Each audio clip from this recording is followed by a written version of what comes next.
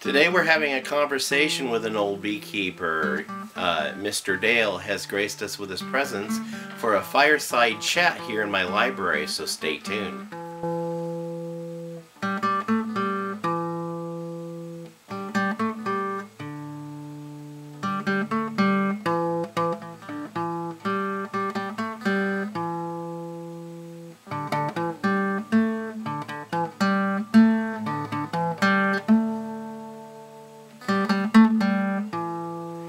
Welcome to Pine Meadows Hobby Farm. I'm your host, Jerry Hansen. We're doing a fireside chat on beekeeping this morning here at Pine Meadows Hobby Farm. My special guest today is Dale. He is my father-in-law, and he has been a beekeeper since he was a child. His dad started him into beekeeping when he was around 4 or 5 years old in Indiana. So Dale, let's talk beekeeping. How old were you when you started in beekeeping? I started working with my dad when I was about 5 or 6 years old, working with the bees with my dad. How long did you do the beekeeping? Oh, at least 5, maybe 10 years the most. Wow. Working with him, off and on. What state was it that you were living in at the time? This was in Indiana. Indiana. Wow. So you got started in beekeeping at an early age.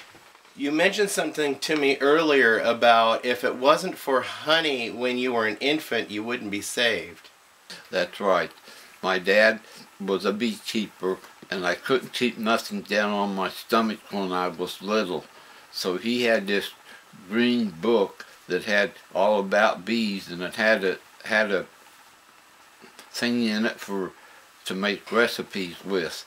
So it took him, and he made a recipe with honey, and milk. And now it pulled me right out of it. The doctors and everybody was surprised. Yeah. Wow. So on the beekeeping, was your dad a avid beekeeper or a master beekeeper? What was he? He was like a master. Everybody wanted him, and he made all these ribbons in the state fair. So he was a master beekeeper. You mentioned something to me off camera earlier about your dad had some kind of an operation set up to be able to process honey legally. Yes, the state come in and the city come in, and he had to paint the place and make sure the walls was put up just right, and he had his where you take the honey, the spinner, and spins the honey out. And he had that in there, and he could bottle honey in there. He had all of the sinks in there that he needed, and the whole 9 yards. It was very nice. Did you ever take part in any of those activities with him? Oh, I helped him spin the honey out, and I'd help him bottle a few of them, but I mostly worked in there where the spinning was and got the spinner out and got all of the honey out of the hives. Now, did you wear beekeeping outfits, or back then did you not? When I started out, I first did, but then the more I was into it, we got away from it, unless when we went out to pick the hives up out where he had them placed on these different farms to bring them back in to spin the honey out. Sometimes we would wear them. Okay, nice. So you took hives out to other farms?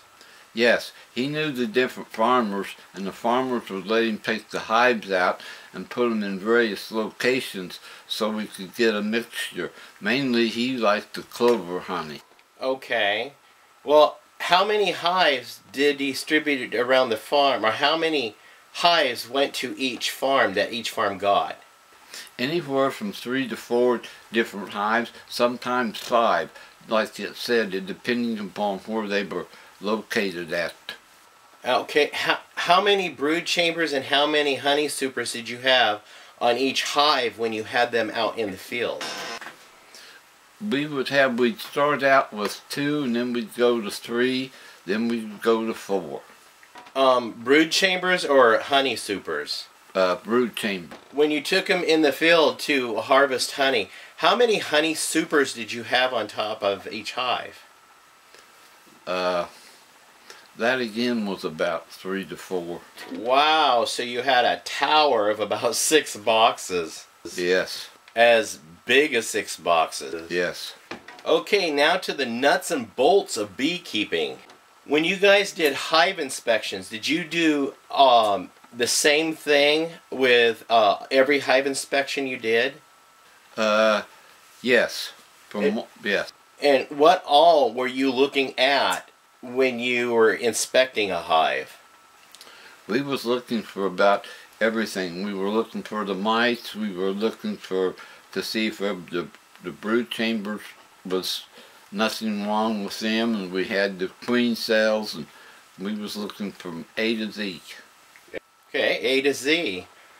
So you were looking for how much brood they had, how much honey they had set up around the brood, and then also how much pollen patties they had, or pollen cakes they had set up in each cell. Yes. Okay. How often per season or seasonally did you guys have to inspect your hives? Well, usually when we first took them out, we would inspect them. Then we would go back maybe a month later to inspect them. But in wintertime, we didn't inspect them that much. How did you winterize your hives? We would bring them all back into the main area. Then we would fix some syrup and put around in different places, which we would check every day, and then we put a big tarp over all of them. Do you remember what the contents of your syrup was? No, that I don't remember. Do you recall what the ratio of mixing the syrup was? It was quite a bit because we had so many different hives. So mixing the syrup, what was your ratio? Was it 1 to 1 or 2 to 1? I think it was 2 to 1 at that time. 2 to 1 in the winter months? Yes. Where did you place your feeders during the winter months? We would put them under the tarp in different places where the bees could find them. Sometimes we would take 2x4s and prop up the canvas that we put over it, so we would have enough room to set them on top, so they wouldn't have to actually come out of the hives. Okay, very interesting. So did you treat your hives, for example, mite control or even the American foul brood? No, we didn't do. That's why we went out and checked them once a month to make sure that we wasn't getting any of those in there. Do you recall what your dad used, or even you used, any solutions that you used to treat if you had any mites? It was some kind of a bark or a tree thing, that willows or something that we would get, that he would put on them. Oh, that's fascinating. I'll have to research that willow barks thing. When you guys went in and inspected your hives, was there anything you used during the inspection? Like, for instance, what kind of smoke did you use? If you smoked them, what did you guys use? At that time, we used apple smoke because we felt that was the most relaxing for the bees. We tried different ones, but apple seems to be the best. Interesting. I'll try that on my hives. Yeah. So do you have any wisdom to hand down to me in my beekeeping? Do you notice anything that I'm doing wrong? No, the only thing that I can suggest is you try the apples for the smoke. Okay, cool. I'll do that. I know exactly where I can get some apple wood. So Dale, I want to thank you for joining me here with this fireside chat and passing down some beekeeping wisdom to this younger generation. And I feel it'll greatly help me become a better beekeeper as well. You're quite welcome. I'm your host, Jerry Hansen, with Dale, my father-in-law, here at Pine Meadows Hobby Farm. I want to thank you guys for joining me on this video. Please check us out on social media. We're on a lot of media platforms like Facebook, Twitter, Pinterest, Reddit, Google+.